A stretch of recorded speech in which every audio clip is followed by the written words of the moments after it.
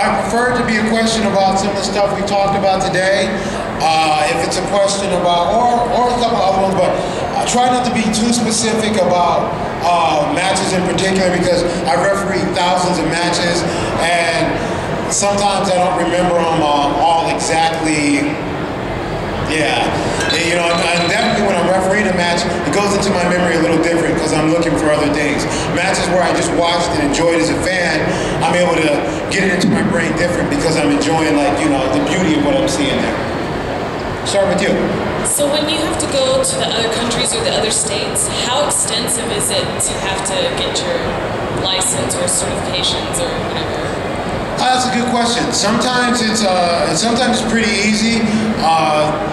I've refereed a lot of matches, so a lot of people know me, and so the other states already know about me, and they think I would be a good referee.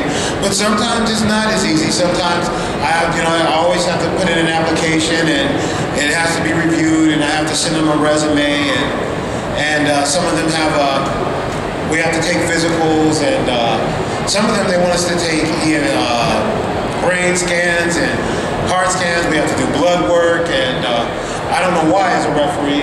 They check our vision, I can understand why that, but yeah, they want to know about our cholesterol, the whole shot.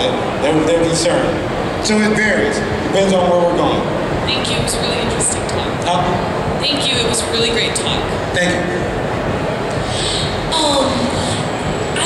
So you just said about the referee school, but I was wondering if you were thinking about starting a referee clinic for kids.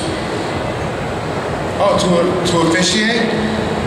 Oh, yeah. I mean, referee school is open for anybody, and yeah, come on down. Look it up on the website and put your name in it. Fill out an application. You're a big fan. Question: what do you think about the yellow card system? Do you think it has a place in the UFC or better left out? Well, I think they're two. That's part of a different officiating system. That was what they did in Pride and in K1. I liked it there. There was a part of the the flavor and the personality of that show. The way we do our thing over here, it's different.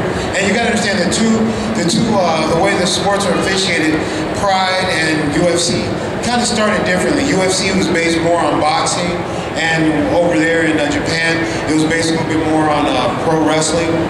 And so the yellow card system fit a little better over there. Thank you. Has there ever been one call, like a mistake that you made and there wasn't an instant replay that you wish you didn't make in the UFC? Like something you missed? Okay, one more time, please.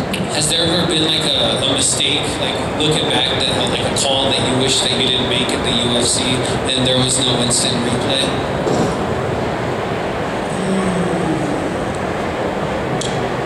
No.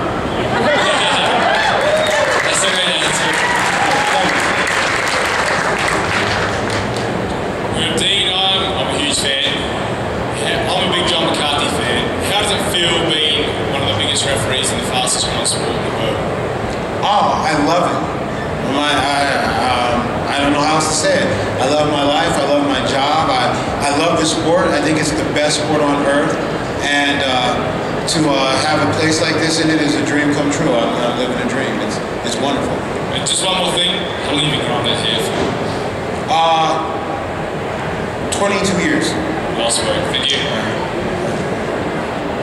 I know you set out to get into fight specifics, but there's only 2 fights that I kind of know that you're kind of known for.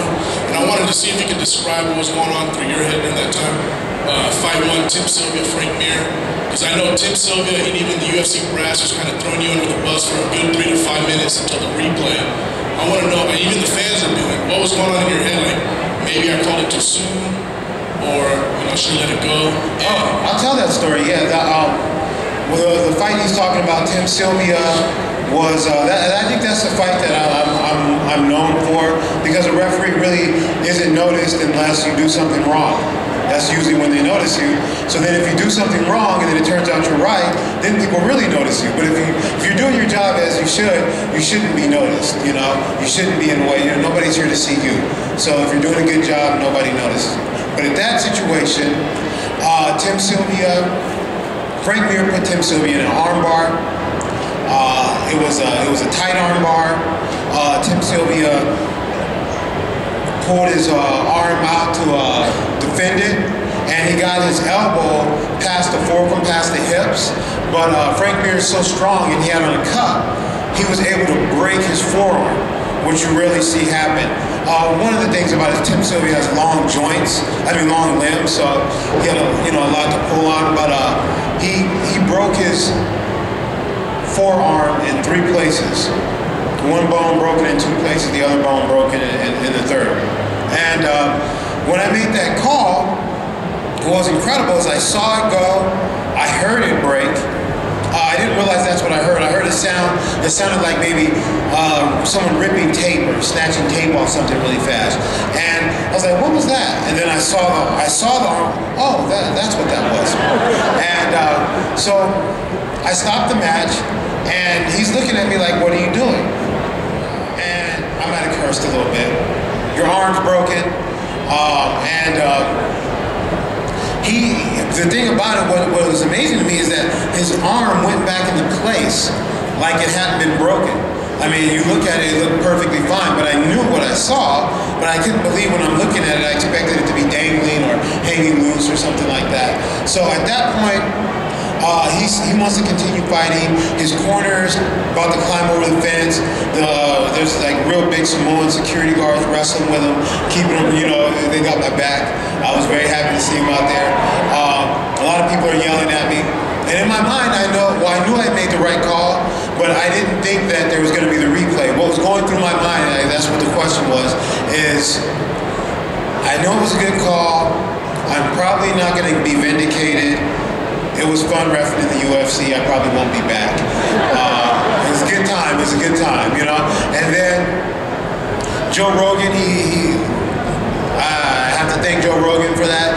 He found where the arm broke and replayed it. They replayed it a few times, and then first the crowd was like boo, and then next it's like ooh, wait a minute. And so I was vindicated right on the spot. And I thought my vindication would be maybe somebody might post on the internet. I did some research and found out his arm was broken, something that nobody would read, But so yeah, that's how that story went. Thank you. I noticed that during the Anderson Silva Damian Maia fight, Dan Miraglota, he threatened to deduct a point from Anderson Silva for refusing to fight. Why doesn't that happen more often during fights? And how far would that have to go for you to even consider that? Well, when Dan considered it, I think I was good. I've had that happen before with fighters not engaging, and it's in the rules to me that you're there to fight in earnest, so we can deduct a point for it. And it would have to, I think when he threatened it, when he warned them that he was going to do that, I think that was appropriate. It's sad that it got to the point where he didn't have much time to do it, and maybe affect what was going on with the fight. But yeah, that's something we believe in doing. We just don't do it that often because the fighters, they come out there and they fight. They know what they're there to do. They love what they're there to do, and they do it. Hello, Herb. It doesn't happen that often, double knockouts. They really don't happen that often, but they do happen every now and then. Like Rob Emerson, Gray Maynard. Don't know if you remember that one, but Maynard slammed Emerson. He tapped out, and Maynard knocked himself out by slamming him.